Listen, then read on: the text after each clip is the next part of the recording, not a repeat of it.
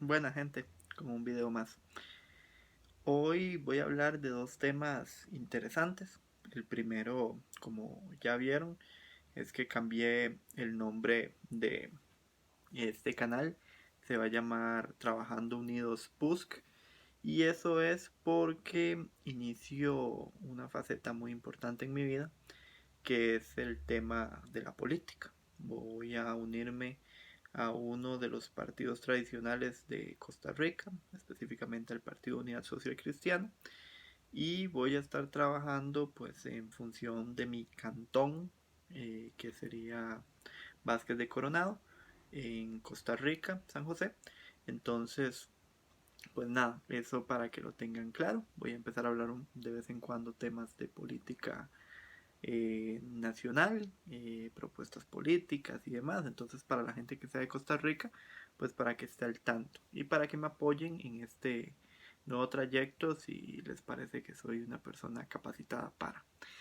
Eh, Hoy quiero hablar de un tema muy interesante y es algo que pasa mucho en Latinoamérica y es el vandalismo que se da después del 8M, que es considerado el Día Internacional de la Mujer.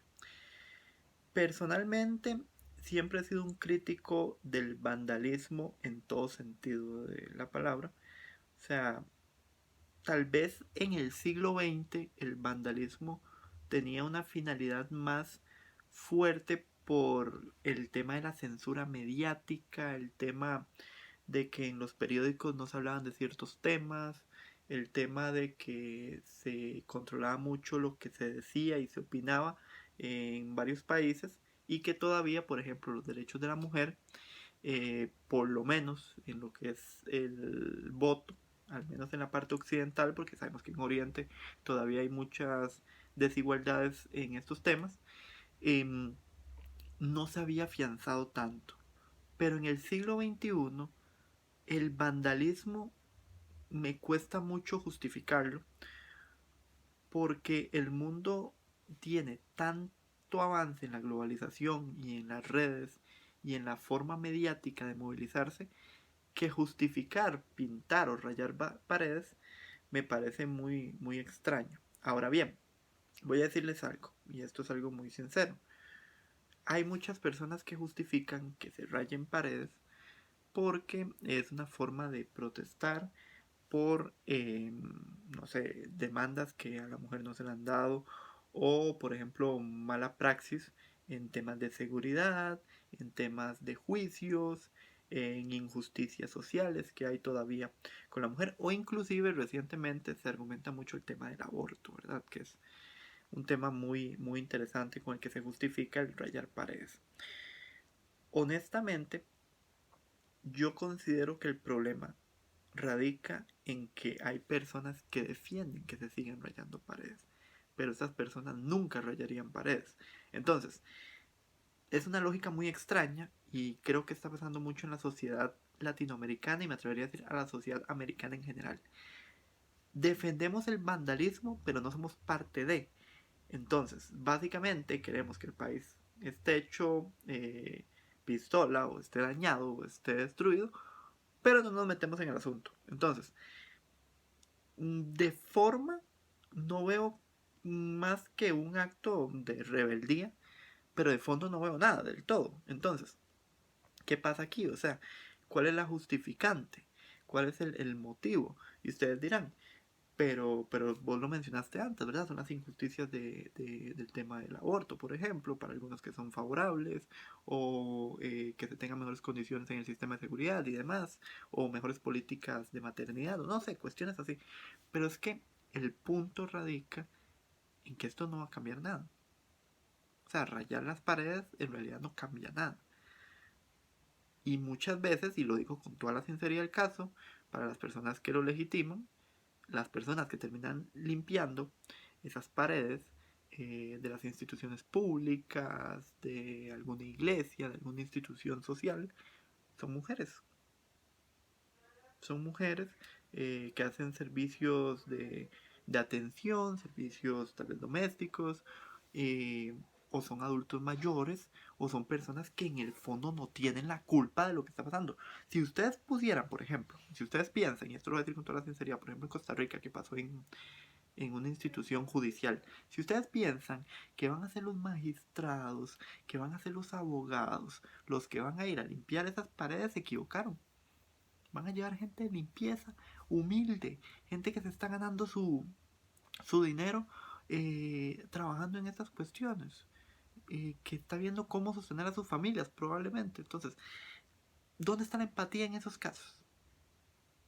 ¿Dónde está la empatía de las personas que tienen que hacer ese acto? Pero los que fueron a rayar lo hicieron como un acto rebelde para ciertas personas. Si vos de verdad querés tirarle de lleno a las personas que tal vez no te están legitimando tus derechos, o no, anda y protestarles a ellos. Hace una protesta en el OIJ. En el caso de Costa Rica, hace una protesta con el alcalde del cantón. Hace una protesta en la Asamblea Legislativa. Pero vas y rayas una pared de una iglesia, de un centro jurídico, de una institución. Y muchas veces las personas que tienen que hacer la labor de limpieza ni siquiera tienen la culpa de lo que está pasando. Y ellos los ponen a hacer eso. Por eso es que yo siempre he sido un crítico del vandalismo. Porque las personas que se están viendo afectadas no son las que ustedes consideran que, que están haciendo el acto. Y es algo grosero. Porque también delegitima muchas veces al movimiento feminista. O sea, dicen las feministas, les ponen la típica etiqueta de que son radicales, que son extremistas, que el feminismo radical existe, pero lo digo en el sentido de la visión tal vez de ser agresivas, de ser extremistas, de, de buscar tal vez el desorden público.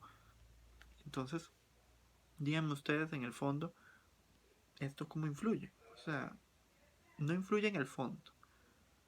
La forma técnicamente ya vimos de que puede afectar más bien a otros grupos más que a los que están siendo atacados, porque también puede ser que, por ejemplo, si se está vandalizando, no sé, la eh, una iglesia, pues también, o sea, yo no sé hasta qué punto esa culpa del sacerdote o de la gente que trabaja en esa iglesia de lo que está pasando en el país, o sea, tal vez agarraron esa iglesia por puro gusto y a eso, o sea, entonces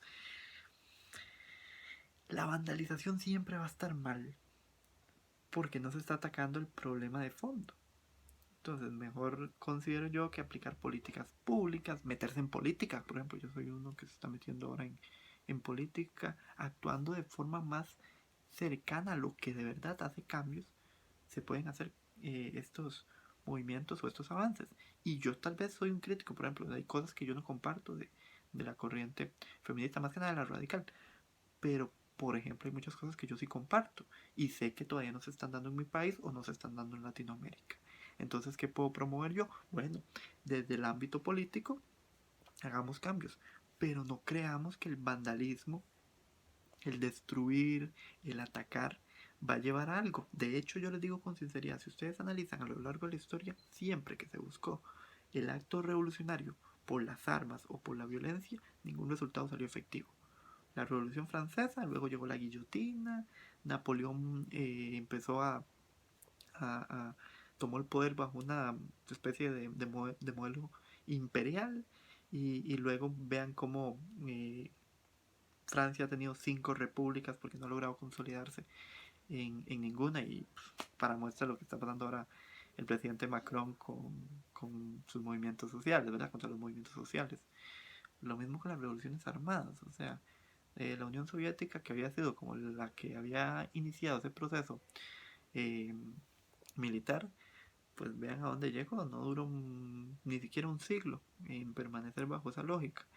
Y otros países pues se les cuestiona mucho en temas de derechos humanos, entonces no considero de que tal vez la violencia sea la mejor solución en estos casos.